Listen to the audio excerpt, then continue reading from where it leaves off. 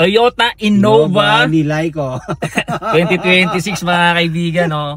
Ito nakakabit na yung ano natin, seat cover. Mga seat cover. No? So sa XE variant, tayo, fabric seat tayo, no. Fabric seat. Fabric yan. seat. Mas gusto ko nga to kasi nga mas malamig sa katawan. Pero po pwede niyo namang i-upgrade to ng leather. Nasa sa inyo na yan. Pakilala ka muna sa yung number mo, baka gusto nilang magano. My name is Edison Cho, marketing professional ng Toyota Marilao.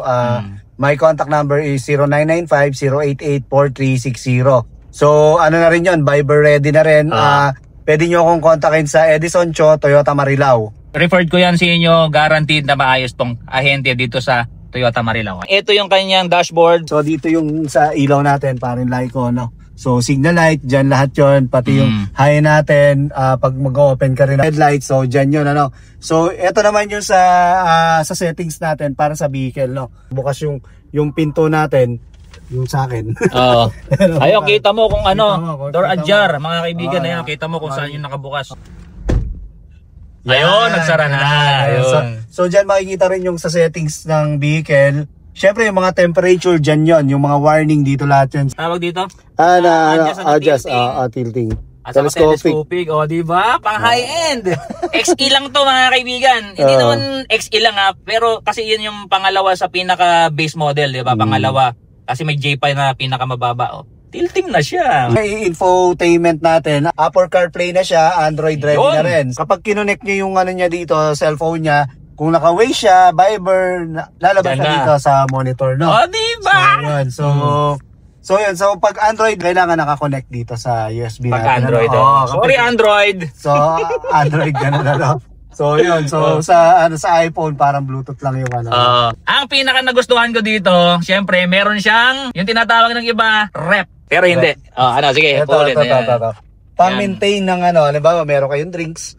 So bubuksan niyo lang yung sa side. Kung nakabukas yung aircon niyo, may lamig niya.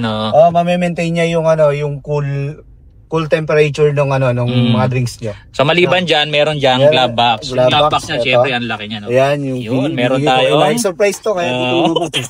Ayan, mga kaibigan, thanks. Di ba? Ayos, meron tayong keychain.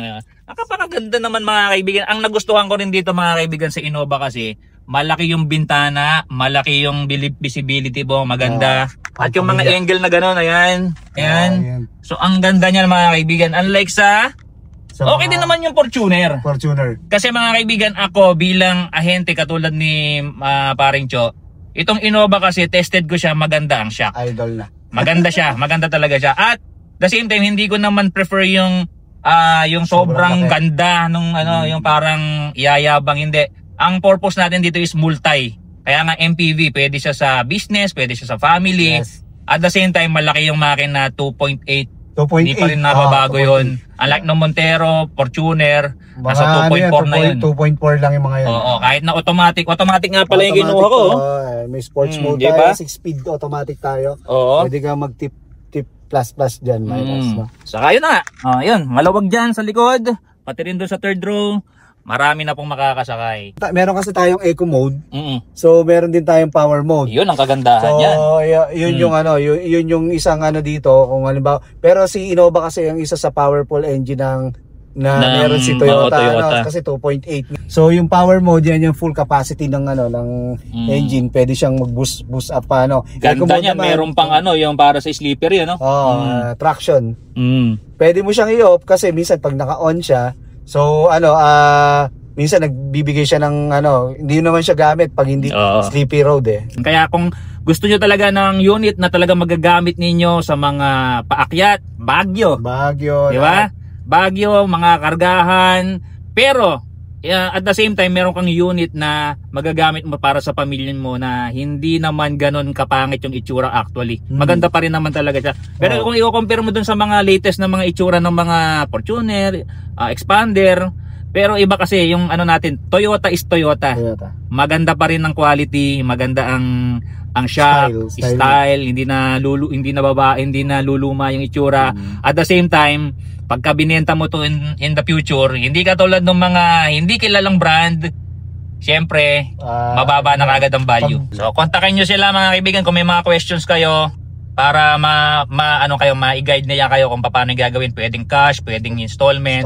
Yan, so we have different meron kami mga options. promos. Yes. Especially sa Tamaraw namin, napakaganda ng promos namin. Ayan. So yun yung inaano nyo ngayon, Tamaraw, ano? Number 1 kami sa Tamaraw. So expect nyo na kami may pinakamagandang deal ngayon sa Tamaraw. And then promote ko na rin yung mga namin, HEB namin. So we have big discount, mga 200k ganun sa Wow! Sa HEB namin, sa Cross, Phoenix. So visit us. Ayun lang. Yun. So, basta meron kaming bagong vlog ni Cho sa tungkol sa sasakyan. I-update namin kayo.